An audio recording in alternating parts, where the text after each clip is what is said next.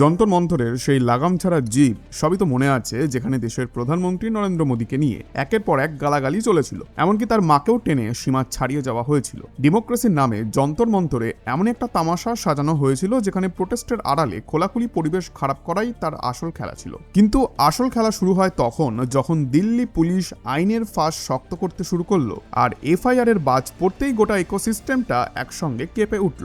এমন ভাবে পেট মোচড়াতে লাগলো যে ওই গালিবাজদের বাঁচাতে নেমে পড়ে উল্টে মোদীকে ডিক্টেটর প্রমাণ করার মিশন শুরু হয়ে গেল। কিন্তু একটু ঠান্ডা মাথায় ভাবুন, এত কিছু হওয়ার পর কি হলো যে মোদী সরকার কি খুব বড় কিছু অ্যাকশন নিয়েছে? একেবারেই নয়। উল্টে প্রধানমন্ত্রী মোদী সেন্সিটিভিটি দেখালেন, ছাত্রদের প্রতি নরম মনোভাব দেখিয়ে তাদের মাফ পর্যন্ত করে দিলেন, কেসও তুলে নেওয়া হলো। কিন্তু তারপরেও লিবারাল গ্যাং আজও মোদীকে ডিক্টেটর বলতে ক্লান্ত হয় না। যারা সুযোগ পেলেই পিএম মোদীকে গালিগালাজ করতে শুরু করে, তাদের একবার 7 সমুদ্র পেরিয়ে আমেরিকার সেই ভয়ঙ্কর ঘটনাটাও দেখে নেওয়া উচিত। কারণ একটা দেশের কোনো নেতার বিরুদ্ধে ভুল জায়গায়, ভুল ভাষায় আর ভুল হুমকি দিলে তার পরিণতিটা যে কি হতে পারে সেটা বোঝার জন্য এই কেসটাই যথেষ্ট। আর ভারত যদি সত্যি ডিক্টেটরশিপ হতো, তাহলে এই গালিবাজদের কি হাল হতো সেটাও তখন খুব পরিষ্কার হয়ে যেত। চলুন আমেরিকার সেই সেন্সেশনাল রিপোর্টটা দেখা যাক, যেখানে এক ছাত্রীর এমন শাস্তি হয় শেষ পর্যন্ত সে ফুফিয়ে ফুফিয়ে কাঁদতে বাধ্য হয়। 28 বছরের ভারতীয় বংশোদ্ভূত এক মহিলা ঋদ্ধি প্যাটেল। মোদি বিরোধিতা, হিন্দু বিরোধিতা আর লিবারিজমের নেশা তার মাথায় চেপেছিল।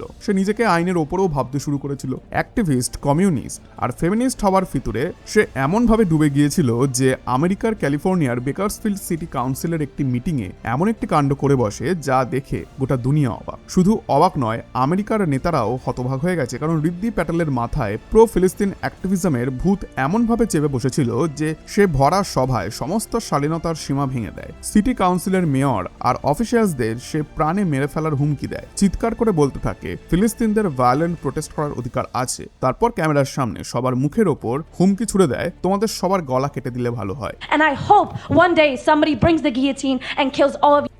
Increased criminalization for no need other than you don't like when people come and hold you guys accountable for introducing ceasefire resolutions. You die, and for that reason, you guys want to criminalize us with metal detectors?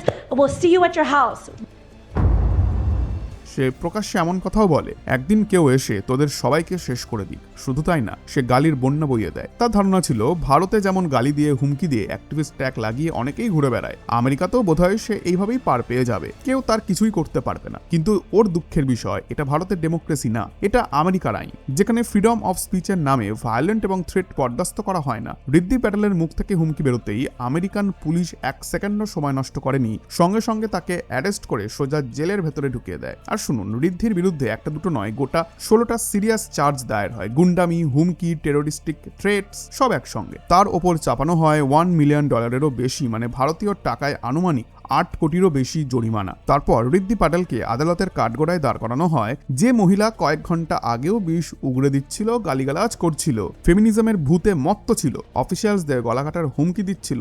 কিন্তু জাজ যখন তাকে শাস্তি শোনালেন, তখন সেই একই ঋদ্ধি আদালতের সামনে বাচ্চাদের মতো ফুফিয়ে ফুফিয়ে কাঁদতে শুরু করলো, কাকতি মিনতি করতে শুরু করলো। 1 সেকেন্ডে সব হাওয়া বেরিয়ে গেল, তার সব হেকরি, সব দাপট, সব ফাঁপা অ্যাক্টিভিজম 1 মিনিটে উধাও। লিবারিজমের এই ড্রামাটাও 1 সেকেন্ডে চোখের জলে গলে গেল। কোর্টে বিষয়টা পাবলিক অফিসিয়ালসদের বিরুদ্ধে টেরোরিস্টিক থ্রেটস দেওয়ার মতো গুরুতর অপরাধ হিসেবেই ধরা হয়। আর এই বিষয়টা তাদের সবার মুখে সপাটে এক চর, যারা আজ যন্তর মন্তরে দেশের প্রধানমন্ত্রীকে গালিগালাজ করে লোকদের বাঁচাতে নেমেছে। ভারতে সামান্য কোনো পুলিশের ব্যবস্থা হলেই ডিক্টেটরশিপ এরকম হাঁকডাক শুরু হয়ে যায়। সত্যি যদি ভারতে ডিক্টেটরশিপ থাকতো, তাহলে 1-2 নয়, যন্তর মন্তরে জড়ো হওয়া হাজার হাজার গালিবাজদের আজ জেলের ভেতরে পচতে হতো, এমনকি অনেককে হয়তো খুঁজেও পাওয়া যেত না। চায়নাতে যদি কেউ এরকম করার সাহস দেখাতো, তাহলে পরের দিন তাকে আর খুঁজে পাওয়া যেত না। কিন্তু এখানেই পার্থক্য আছে, এখানে মোদির মতো একজন প্রধানমন্ত্রী আছেন, যিনি পথভ্রষ্ট যুবকদের শুধরে যাওয়ার একটি সুযোগ দিলেন। তাই ভারতের এই ছাপড়ি এবং গালিবাজদের ঋদ্ধি প্যাটেলের এই কাঁদতে থাকা মুখটা বারবার দেখা উচিত। ওকে কি শাস্তি দেওয়া হয়েছে সেটা শুনে নিজেদেরই কাঁপা উচিত। কারণ অন্য দেশে গালিবাজদের কি হাল হয়, সেখানে কেরিয়ারের কথা ভাবা হয় না,